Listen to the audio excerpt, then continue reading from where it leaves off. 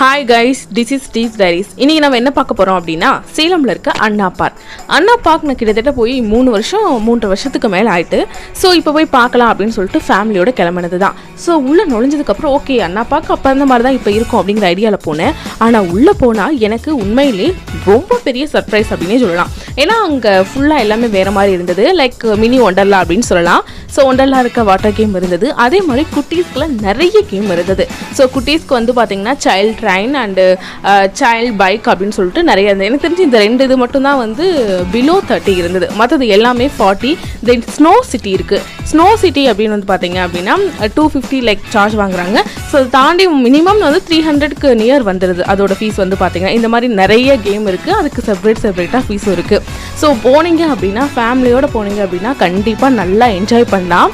அதுக்கப்புறம் இன்னொரு விஷயம் வந்து என்ன அப்படின்னா இங்கே வந்து ஃபுட் அப்படின்னு எடுத்துக்கிட்டோம் அப்படின்னா இருக்குது. பட் அங்கே வந்து ரேட் எல்லாமே ஓரளவுக்கு ஜாஸ்தியாக தான் இருக்குது. மினிமம் ஒரு பானிபூரி எடுத்துக்கிட்டாவே அதுவே 60 அப்படின்ற மாதிரி வருது. ஸோ ரேட் அப்படின்னு பார்த்தீங்கன்னா ஃபுட்லாம் வந்து கொஞ்சம் ரேட் அதிகமாக தான் இருக்குது.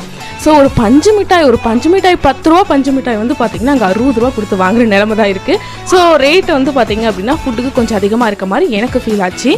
ஸோ அதர்வைஸ் வந்துட்டு எங்களால் வந்து வாட்டர் கேம் விளையாட முடியல. ஏன் அப்படின்னா நாங்கள் லேட்டாக போயிட்டோம். நியர் 6 o'clock போனது அப்படிங்கிறதுனால எனக்கு வாட்டர் கேம் எல்லாமே க்ளோஸு. ரா கேம் மட்டும்தான் இருந்தது. ஸோ ட்ரை கேம் மட்டும் நாங்கள் வந்துட்டு விளையாண்டாது. குட்டீஸ் மட்டும் விளையாண்டாங்க. நான் ஜஸ்ட்டு வேடிக்கை மட்டும் பார்த்தேன். அவங்க என்ஜாய் பண்ணுறதை பார்த்து நான் என்ஜாய் பண்ணேன் அப்படின்னு சொல்லலாம். ஸோ ரொம்பவே பிடிச்சிருந்தது. ஃபேமிலியோடு போகலாம். ஃபேமிலியோடு போயிட்டு ஜாலியாக என்ஜாய் பண்ணுறதுக்கு ஒரு நல்ல இடமா தான் அண்ணா பார்க்.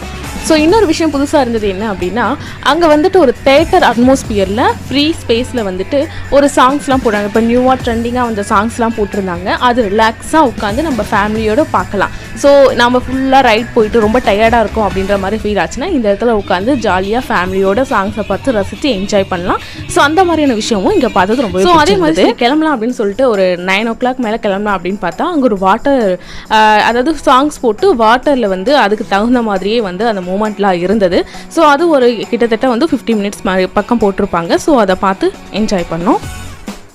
ஓகே கைஸ், இப்போ நான் இப்போ சொல்கிறது தான். ஸோ சேலம் பக்கம் வந்தீங்க அப்படின்னா கண்டிப்பாக அண்ணா பார்க் விசிட் பண்ணுங்கள். கண்டிப்பாக நீங்களும் என்ஜாய் பண்ணுவீங்க அப்படின்னு நினைக்கிறேன். ஸோ இந்த வீடியோ உங்களுக்கு பிடிச்சிருந்தது அப்படின்னா கண்டிப்பாக சப்ஸ்கிரைப் பண்ண மறந்துடாதீங்க. Steve's Diaries. டாடா, பாய் பாய்.